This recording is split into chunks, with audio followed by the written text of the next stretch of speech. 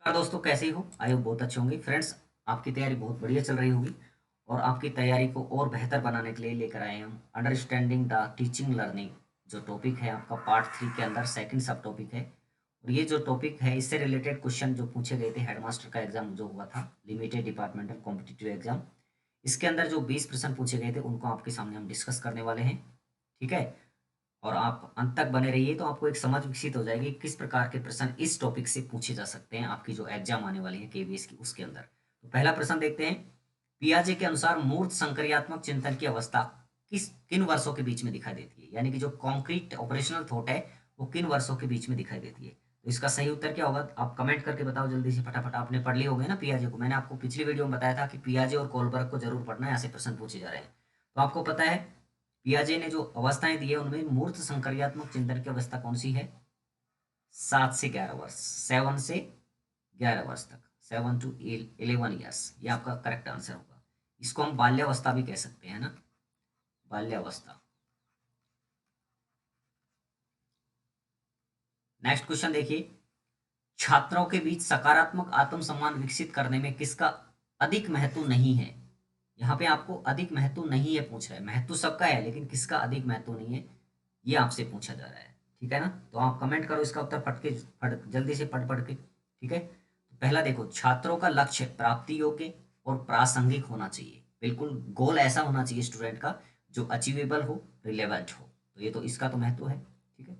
सकारात्मक जीवन अनुभवों पर बल, ये भी बात तो सही है भैया, ऐसा तो होना चाहिए। नेक्स्ट, अति संरक्षण देना। अगर हम ओवर प्रोटेक्शन प्रोवाइड करेंगे तो ये बात बिल्कुल गड़बड़ लग रही है यहाँ पे। ठीक है? एक विश्वसनीय संप्रेषण स्थापित करना, ये तो बिल्कुल होना चाहिए। कम्युनिकेशन तो बिल्कुल ट्रस्टफुल होना ही चाहिए। ठीक है? तो आपका सही उत्तर क्या निकल जाएगा यहाँ पे? Option number 3। ये जो है ना, ये छात्रों में सकारात्मक आत्मसम्मान विकसित करने में सबसे अधिक महत्व नहीं है, इसका ज़्यादा महत्व नहीं है, इन सबका तो महत्व है। चलो भैया नेक्स्ट क्वेश्चन देखते हैं।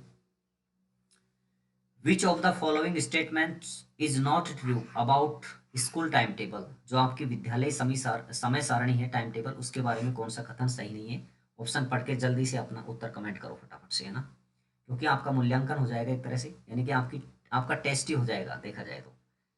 यहाँ पे ऐसा नहीं है कि गलत हो गए तो कोई गड़बड़ हो गई, ऐसा थोड़ी है। अभी तो हमें इम्प्रूवमेंट का मौका मिल रहा है और ये जो इम्प्रूवमेंट का मौका है ये परीक्षा में नहीं मिलता है, वो तो लास्ट होता है। अभी आप सुधार लीजिए, कोई दिक्कत नहीं है। तो इसका जल्दी उत्तर कमेंट करो। टाइम टेबल के बारे में है। ये अध्यापकों में रुचि और प्रेरणा को बढ़ाती है। ये कठोरता को कम करने में सहायता करती है। ये छात्रों और अध्यापकों दोनों को संतुलित महत्व प्रदान करती है। यह मानव मूल्यों और आदर्शों के प्रति सम्मान विकसित करने में सहायता करती है। तो इनमें सही कथन नहीं है, तो यहाँ पे ऑप्शन नंबर 2 यहाँ पे आ जाएगा, ऑप्शन नंबर 2। बाकी तो सब कुछ सही है। ठीक है? It enhance interest and motivation among the teachers, बिल्कुल सही बात है। और यहाँ पे it provides balanced importance to both teachers and student, ये भी बात सही है। It helps develop respect for human values and ideas, ये भी सही है। तो यहाँ पे क्या आएगा? ऑप्शन नंबर 2 यहाँ पे करेक्ट आ जाएगा। नेक्स्ट क्वेश्चन देखते हैं, क्वेश्चन नंबर 19। एक इकाई की विशेषता क्या नहीं है भैया? ठीक है? एक जो यूनिट होती है उसकी विशेषता क्या नहीं है? तो यहाँ पे देखो, किसी पाठ्यक्रम की विषय वस्तु का संपूर्ण और उपविभाजन, ये तो होता है यूनिट के अंदर। ठीक है? अधिगम अनुभव प्रदान करने वाली योग्य सामग्री और अधिगम के उद्देश्यों के अनुरूप हो, ये भी बात तो दमदार लग रही है, ये तो है इसकी विशेषता। ठीक है? संभावित शिक्षण सामग्री का पूरा वर्णन और समान सिद्धांत और प्रक्रियाओं के साथ विषय वस्तु के बीच अंतर संपर्क। ठीक है? तो यहाँ पे जो ऑप्शन नंबर 3 है ना, ये यहाँ पे गड़बड़ लग रहा है, ये इसकी विशेषता नहीं है। 1900 में 3 हो जाएगा। ठीक है? आई होप आपको समझ में आ रहा होगा और चीज़ें समझने को मिलेगी आगे। इसके आधार पर आप अपनी तैयारी को बूस्ट कर सकते हैं। नेक्स्ट क्वेश्चन देखो। एक अध्यापक अनेक उदाहरण देता है और फिर भी संकल्पना या प्रवीणता को स्पष्ट करने के लिए नियम बनाता है। वह किसका प्रयोग कर रहा है? यानी कि एग्जाम्पल के थ्रू वो क्या कर रहा है, किसी जो कॉन्सेप्ट है ना उसको क्या कर रहा है, एक्सप्लेन कर रहा है। ठीक है? रूल बना रहा है। तो ये कौन सा जो आपका अप्रोच है उसको यहाँ पे शो करता है? तो पहले उदाहरण दे रहा है और बाद में नियम बना रहा है, ये तो आपको रटा हुआ होगा, है? रटा हुआ होगा ना, आगमन विधि। ठीक है ना? इंडक्टिव अप्रोच, उदाहरण देकर एग्जाम्पल के थ्रू क्या करेगा, वो रूल बनाएगा। तो ये तो बहुत ही पॉपुलर क्वेश्चन है, आप सभी का सही होगा आई होप। चलो बहुत बढ़िया। नेक्स्ट क्वेश्चन देखो भैया। एक अध्यापक का अपने विषय पर अधिकार होना चाहिए। A teacher must have mastery over his और हर सब्जेक्ट इन ऑर्डर टू। भैया अपने विषय पर अधिकार मतलब आपका सब्जेक्ट में प्रवीणता होनी चाहिए, आपकी मास्टरी होनी चाहिए। आप उस सब्जेक्ट के क्या होने चाहिए, स्कॉलर होने चाहिए, बढ़िया नॉलेज होना चाहिए। क्यों होना चाहिए वो? छात्रों को प्रेरित कर सके, शिक्षण को अधिक प्रभावी बना सके, लोकप्रिय हो सके, छात्रों को प्रभावित कर सके। अब देखो यहाँ पे महत्वपूर्ण क्या चीज है, आपको पेडागोजिकल दृष्टि से सोचना है, टीचिंग लर्निंग प्रोसेस का हिस्सा है, शिक्षण अधिगम प्रक्रिया के आधार पर सोचना है। ठीक है ना? कुछ लोग लोकप्रिय होने के लिए करते हैं, लेकिन यहाँ पे आपको सोचना है टीचिंग लर्निंग के हिसाब से। तो यहाँ पे जो सही उत्तर होगा वो होगा option number 2, making teaching more effective. क्योंकि अगर सब्जेक्ट का नॉलेज होगा तो आपका टीचिंग मोर इफेक्टिव होगा। ठीक है ना? ये सारी चीजें तो ऑटोमेटिक ही हो जाएंगी, सबसे मेन चीज है ये। क्वेश्चन नंबर नेक्स्ट देखते हैं भैया। Question number 22, yes. देखो यहाँ पे, कक्षा में अच्छी चर्चा होने की मूलभूत शर्त क्या है? आप क्लास में हैं, पढ़ा रहे हैं बच्चों को, तो यहाँ पे जो बेसिक डिटरमिनेंट चाहिए वो क्या होना चाहिए गुड डिस्कशन के लिए? अध्यापक द्वारा विषय वस्तु पर अधिकार, अच्छा शिक्षण कौशल, अच्छा अनुशासन, प्रयोजन तथा कक्षा में रुचि का समत्व। बताओ क्या आ गया इसका उत्तर? अब यहाँ पे सारी चीजें आ गई, देखो, है ना? सारी चीजें यहाँ पे हैं। अच्छी चर्चा होनी चाहिए आपका क्लास के अंदर। जो अच्छी चर्चा का मतलब नहीं है यानी कि ये टॉपिक से रिलेवेंट भी होने चाहिए बच्चों को, आपका जो मूल उद्देश्य होता है टीचिंग लर्निंग का वो भी पूरा होना चाहिए, आपका गोल जो आपने डिसाइड किया है उसकी उसको पूरा करने के लिए जो चर्चा होती है उस पर, विषय वस्तु पर अधिकार, अच्छा शिक्षण कौशल, अच्छा अनुशासन, ये तो जरूरी है। लेकिन सबसे इंपॉर्टेंट चीज क्या है?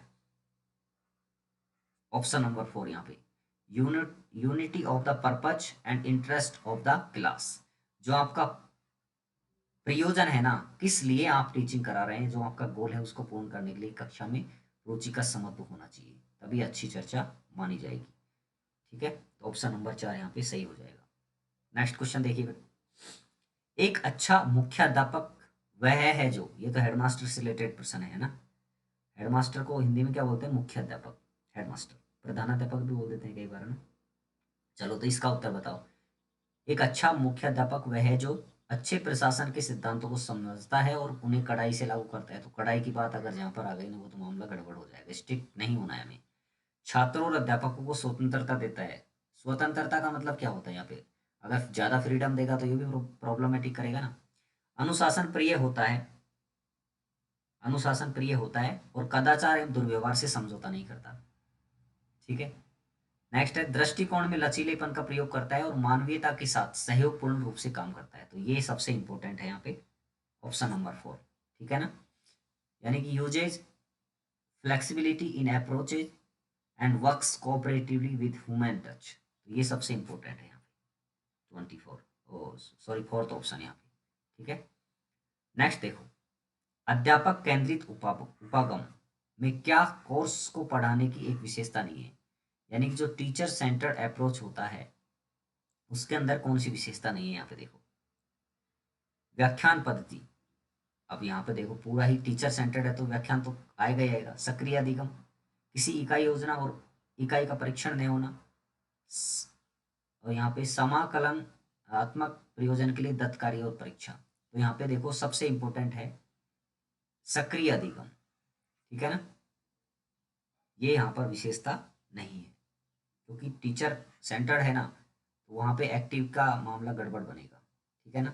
यहाँ पे ये मामला नहीं होगा, बाकी तो कर लेगा टीचर। चलो भैया, ये जो मैं आपको आंसर हल करवा रहा हूँ अकॉर्डिंग टू जो आंसर की दिए, अगर इसके अंदर कोई चेंजेस होंगे ना फाइनल आंसर की में, तो मैं आपको यहाँ पे बता दूंगा। ठीक है, आप अपना उत्तर कमेंट करते जाइए बस। नेक्स्ट 25, अधिगम केंद्रित उपागम, ये कौन सा है? Learning centred approach. इसकी मुख्य विशेषता क्या है? इसकी मुख्य विशेषता बताओ। विकासात्मक पाठ्यचर्या, खेल खेल में और आनंदपूर्ण विधियां, ज्ञान के निर्माता के रूप में अधिगम करता और सहभागी अनुशासन। क्या होगा इसका उत्तर? अधिगम केंद्रित की बात कर रहा है यहाँ पे, लर्निंग सेंटर्ड है तो यहाँ पे मतलब लर्निंग को ही ज़्यादा महत्व मिलेगा, सीधी बात ये है। तो यहाँ पे सही उत्तर क्या हो जाएगा?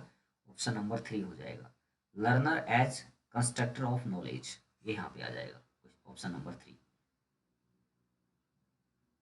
नेक्स्ट क्वेश्चन देखिए, इनमें से क्या समूह अधिगम की एक विशेषता नहीं है? समूह अधिगम मतलब ग्रुप लर्निंग, ग्रुप लर्निंग की कौन सी विशेषता नहीं है?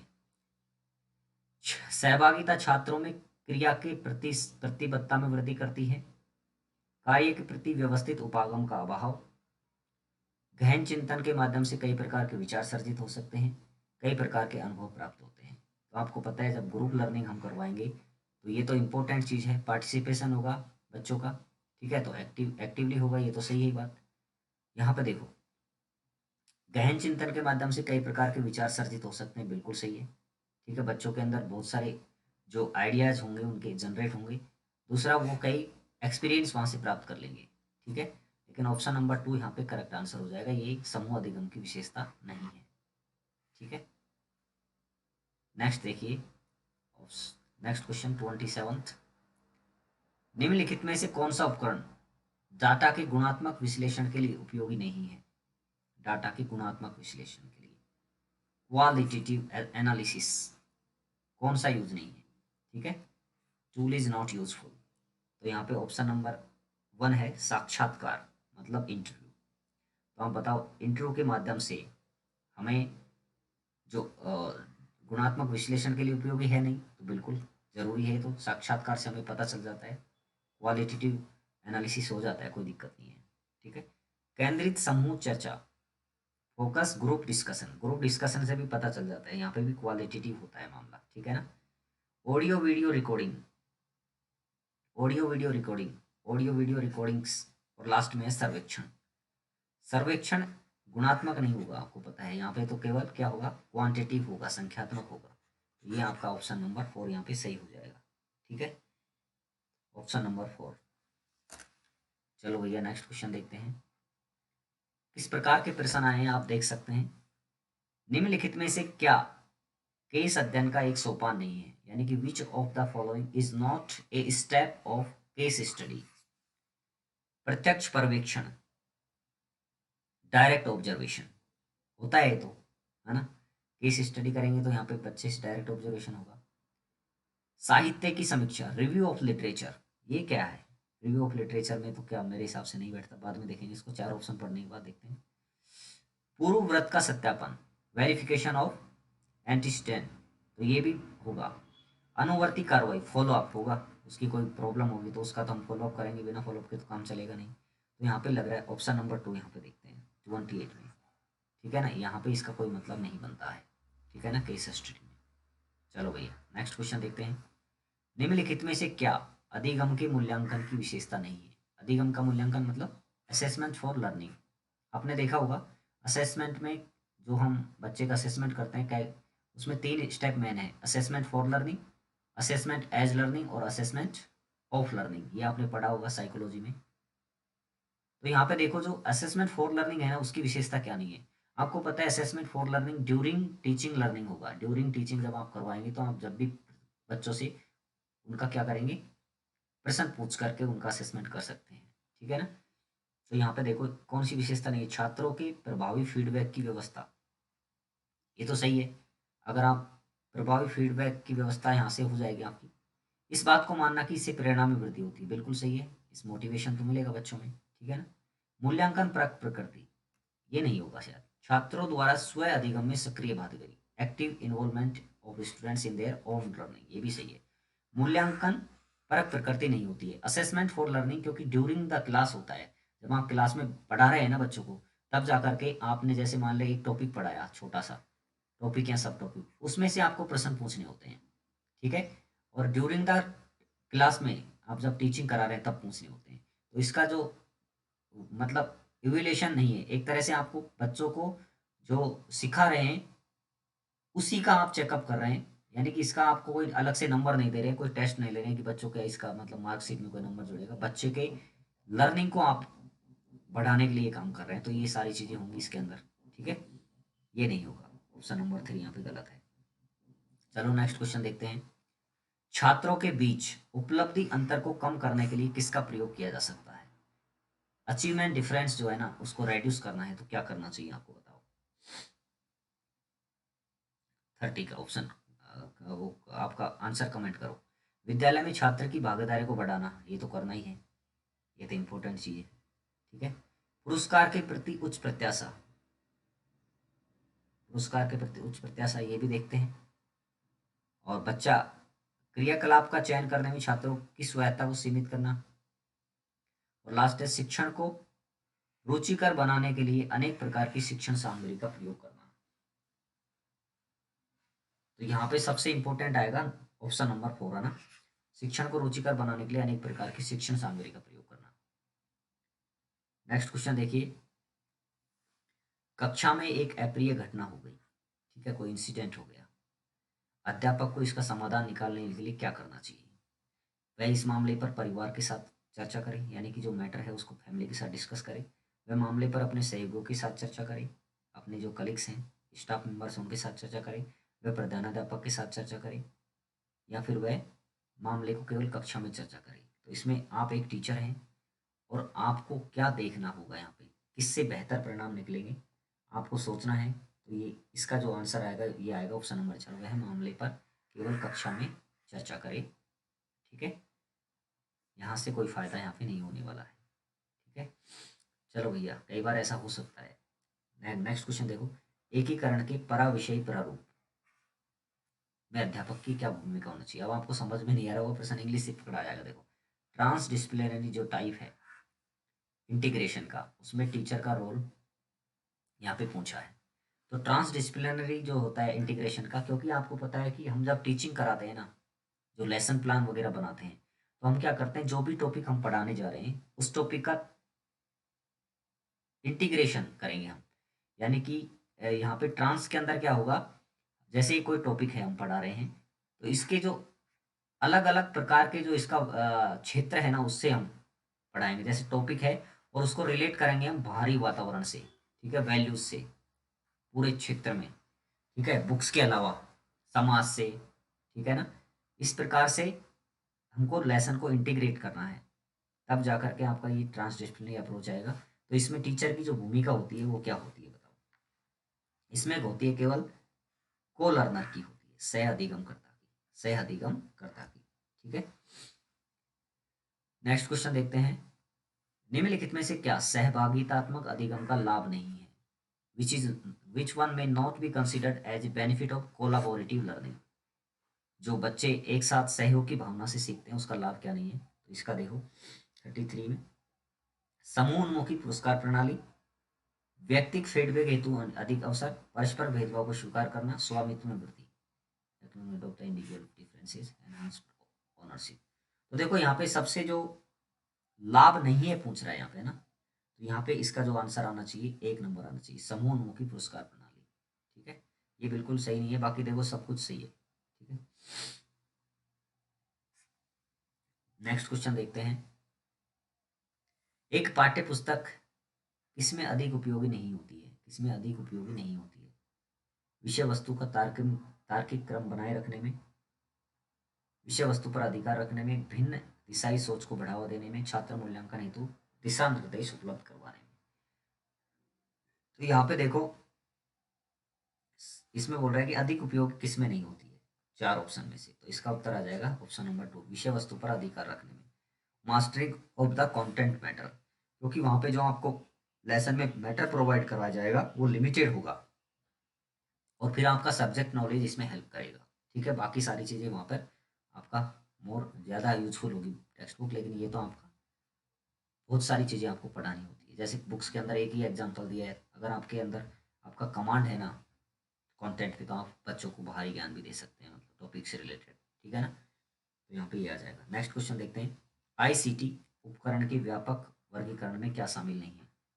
ठीक है, आईसीटी जो आपका इंफॉर्मेशन एंड कम्युनिकेशन टेक्नोलॉजी है, यहाँ पे देखो, संरचनावादी उपकरण, कंस्ट्रक्टिव टूल्स ये तो है, संप्रेषणात्मक कम्युनिकेटिव टूल्स ये है, सूचनात्मक इंफॉर्मेटिव भी है, प्लानिंग नहीं है इसके अंदर। ठीक है, तो यही आपका ऑप्शन हो जाएगा, ऑप्शन नंबर 4। तो दोस्तों ये एचएम के अंदर आई थी एलडीसी के एग्जाम में।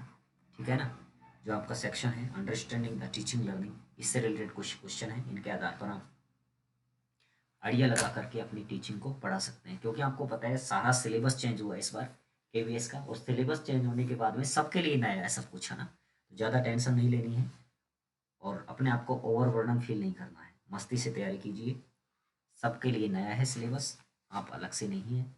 जितना आपसे कवर हो सकता है उतना कवर करने की कोशिश कीजिए, टाइम कम है। पॉजिटिव रहिए और पढ़ते रहिए। मिलते हैं अगले वीडियो में, तब तक के लिए नमस्कार।